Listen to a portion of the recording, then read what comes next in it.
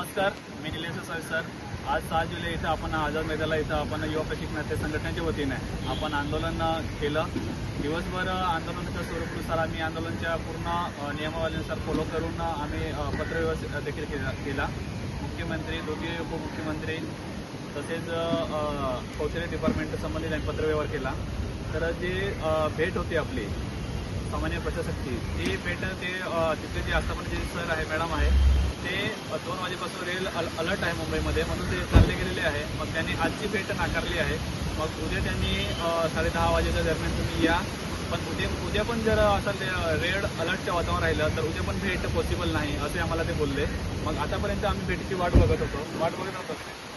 मग आतापर्यंत आम्ही हे जळगावचे प्रशिक्षणार्थी सर आहे यांच्यासोबत भेटीची एक वाट बघत होतो, पण आतापर्यंत भेट झाली नाही. मग हे सगळं म्हणजे नाही भेटी व्हायचं कारण रेल अलर्ट आहे, पण 2-3 आंदोलन झाले त्यांची पण भेट झाली नाही. एक आंदोलनधारक होते त्यांची फक्त भेट झालेली आहे. पण आमच्या आपल्या प्रशिक्षणाच्या युवा प्रशिक्षणाच्या जे संघटनेच्या होते जे आंदोलन होते त्याचे पण अजून सामान्य प्रशासनाची भेट झाली नाही.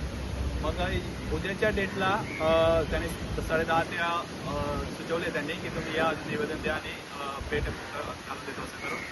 आणि संबंधित नोटीस पण आलेली त्यांनी की उद्या संबंधित आस्थापना एक नोटीस पण आलेली की तुम्ही उद्या या टायमिंगला तुम्ही भेटीचा प्रस्ताव द्या आणि वेळ देतो त्यानुसार तुमची भेट होईल असं.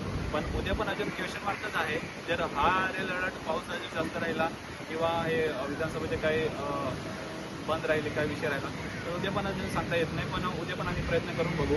आमचे प्रतिनिधी येतील, नाहीतर मी राहणार. तर या विषयानुसार मी तुमच्यापर्यंत माहिती पोहोचत आहे की आपलं जे आंदोलन आहे ते काही एक्झिट केलं नाही आपण.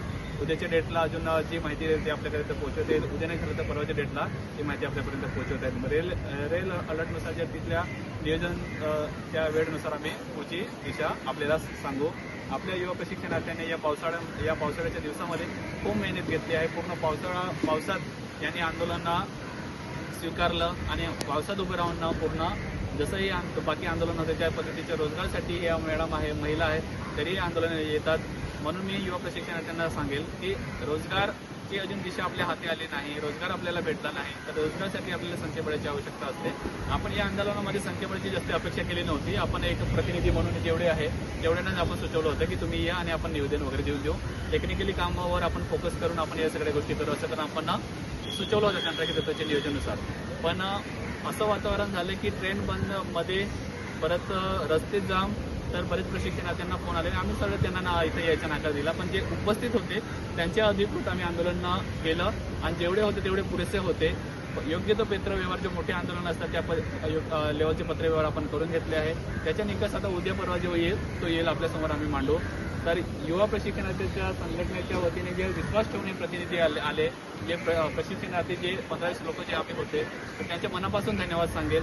आम्ही रोजगार मिळेपर्यंत थांबणार नाही. तुम्ही जे घरी बसून आहे तुम्हीही नका थांबू, या गोष्टीला समर्थन द्या आणि नक्कीच येणाऱ्या काळात जर अजून काही भव्य दिव्य नियोजन झालं तर त्याला समर्थन द्या. सगळ्यांना धन्यवाद. जय जवाहर.